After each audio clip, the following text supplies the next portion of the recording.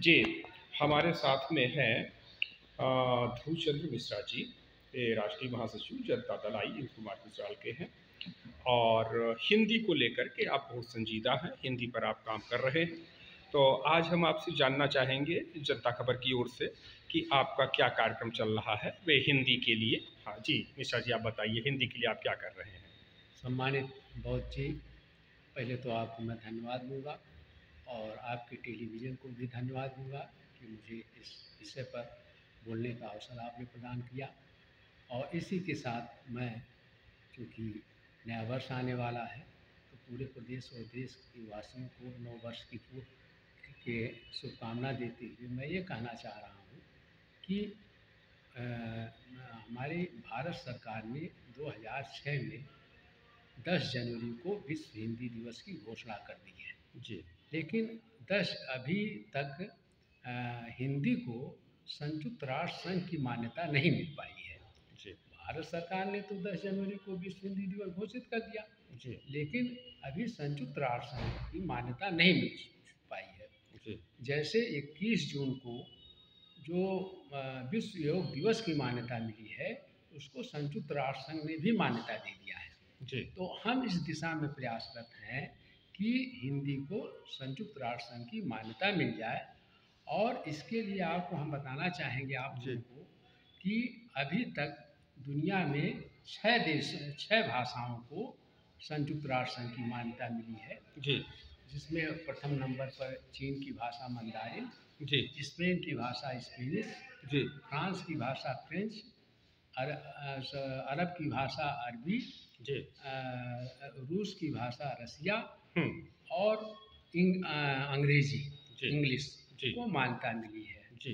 दुर्भाग्य है कि हिंदी जो है वो बोलने के संख्या के आधार पर कभी दूसरे कभी तीसरे नंबर पर आती है।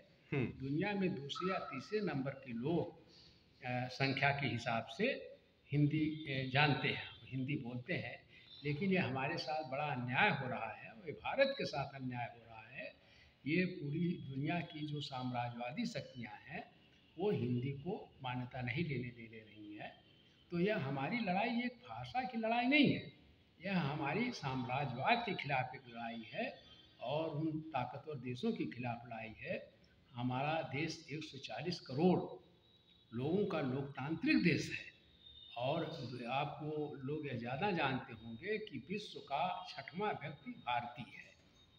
तो हम चाहते हैं कि हमारी एक पहचान होनी चाहिए संयुक्त राष्ट्र संघ में। हिंदी की मान्यता का विषय एक भारत की आवाज़ का विषय है और जिस देश के पास अपनी आवाज़ नहीं होती है, अपनी भाषा नहीं होती है, उसको गूंगा कहा जाता है। ये हमारी संस्कृति की पहचान है। अब इसमें हम लगे हुए हैं। आप सब लोगों से निवेदन करना चाहते हैं, जितने लोगों तक हमारी बात जा रही है, मैं आप सब लोग पढ़े लिखे लोग हैं, जो लोग भी हैं, कि आप सभी लोग 10 जनवरी को विश्व हिंदी दिवस का आयोजन कराएं। आप अगर किसी विश्वविद्यालय के, महाविद्यालय के या किसी भी कॉलेज के प्रोफेसर हैं, टीचर हैं, जो भी हैं, तो आप अपने कॉलेजों में, विश्वविद्यालय में, महाविद्यालयों में विश्व हिंदी दिवस का आयोजन कराइए 10 जनवरी को। और उसमें यह विषय रखिए कि संयुक्त राष्ट्र संघ में मान्यता कैसे दिलाई जाए। अब मैं यहाँ आपको बता दूँ कि संयुक्त राष्ट्र संघ में हिंदी को मान्यता दिलाने का विषय थोड़ा टेढ़ा है।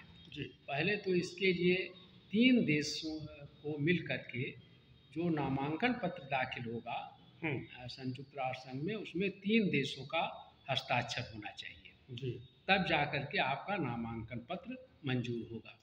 उसके बाद आम सभा की जब बैठक बुलाई जाएगी तो लगभग 200 देश हैं, संयुक्त राष्ट्र संघ के सदस्य देश हैं, उसमें से आपको 2/3 देशों का समर्थन चाहिए, जो कि आपके समर्थन में वोटिंग करेंगे। अब बात यहीं तक नहीं खत्म है, बात यहीं पर नहीं खत्म हो रही है। उसमें ये भी समस्या है कि उसका जब मान्यता में, उसके बाद ये भी खतरा है कि अगर पास हो गया, अभी 2/3 देशों ने पास कर दिया, तो उसके बाद कोई वीटो पावर होल्डर देश वीटो लगा दे। अगर वीटो लगा देगा तो संभवतः निरस्त हो जाएगा। हालांकि अभी इस तरह की बात नहीं आई है भाषा के विषय पर, लेकिन एक खतरा जरूर बना हुआ है जी। तो जब वीटो पावर कोई नहीं लगाएगा और आम सभा से पास हो जाएगा तो जाकर के उसकी मान्यता मिल जाएगी। और उसमें ये भी बात है, उसके बाद पहले 90 करोड़ रुपया खर्च आता था, अब लगभग 105 करोड़ रुपए हो गया है। 105 करोड़ रुपया संयुक्त राष्ट्र संघ फीस लेता है जी। अब इसमें भी बड़ी कठिनाई है। संयुक्त राष्ट्र संघ को फीस भारत सरकार नहीं दे सकती है, हाँ। ना कोई व्यक्तिगत दे सकता है। हाँ। वह पैसा जो 105 करोड़ है या जो भी है, हाँ। वह उन्हीं देशों को देना पड़ेगा 2/3 देश सदस्य जो आपके समर्थन में वोटिंग करेंगे। अच्छा। यह बड़ी टेढ़ी समस्या है जी। अब एक तो बेचारे जो यहाँ पर मैं ये कहना चाहता हूँ कि जो आपको 2/3 देश समर्थन करेंगे वो दक्षिणी अमेरिका, अफ्रीका, पूर्वी एशिया, ये जो गरीब देश हैं, पिछड़े हुए देश हैं, वही समर्थन करेंगे जी। तो एक तो बेचारे वो सब स्वयं आर्थिक रूप से कमजोर हैं जी, कहाँ से देंगे पैसे लिए खुद मोहताज हैं। दूसरी चीज हमारे सर पर चिनफिंग साहब बैठे हुए हैं चाइना के जी। तो ये इन्होंने सब जगह कर्जा बांट दिया है और सब लोगों ने लिया भी है। तो जैसे ही इनको ये पता चल जाएगा, और अभी तो ये शांत होके बैठे हैं, लेकिन जैसे इनको ये पता लग जाएगा कि नहीं साहब ये लोग तो जो है हमारा पैसा लिए हैं और हिंदुस्तान के समर्थन में खड़े हो रहे हैं, हिंदी के समर्थन में खड़े हो रहे हैं, तो बिना तो वो लोग वो दबाव डालेंगे और अपना पैसा वसूलना शुरू कर देंगे और 5 रुपये का 25 रुपया वसूलेंगे। जैसा कि आप जानते हैं कि कर्जे के नीचे उन्होंने हरबन टोटा बंदरगाह ले लिया श्रीलंका का, जिबूती ले लिया और ईरान में कोई द्वीप खरीदने वाले हैं। तो मतलब जो है उनका आर्थिक साम्राज्य बहुत मजबूत है और अपने आर्थिक ताकत के बल पर और सैन्य बल के बल पर अपनी वाली पूरी दुनिया को अपनी मुट्ठी में लेना चाहते हैं जी। तो सबसे एक तो समस्या ये आ जाएगी कि पैसा क्यों दें वो सब गरीब देश, और दूसरी चीज यह है कि दबाव भी पड़ेगा चीन का।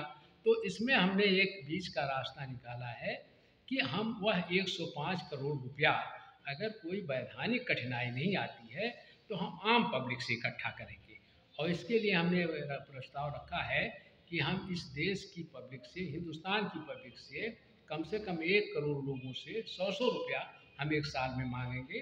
10 रुपया लगभग महीना पड़ेगा, 10 रुपया बड़ी महंगी चीज़ नहीं है, यहाँ का मजदूर भी 10 रुपया एक महीने में दे सकता है।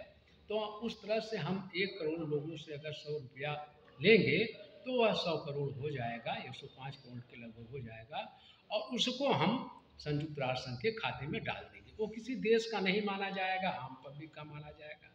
लेकिन इसके बावजूद भी अगर कोई विधिक कठिनाई और आती है तो हमने एक रास्ता और निकाला है कि जो पैसा जो सदस्य देशों को देना है, 2/3 देशों को सदस्य देशों को देना है, उनको हम किसी दूसरे मद में दे देंगे। उनको हेल्थ के नाम पर, इंफ्रास्ट्रक्चर के नाम पर, एजुकेशन के नाम पर हम उनको उससे ज़्यादा दे देंगे जितना उनके ऊपर एक देश के ऊपर जितना औसत आएगा उससे कुछ हम बढ़ा करके दे देंगे। लेकिन इसमें भी थोड़ी कठिनाई आ सकती है, लेकिन कठिनाई आएगी या नहीं आएगी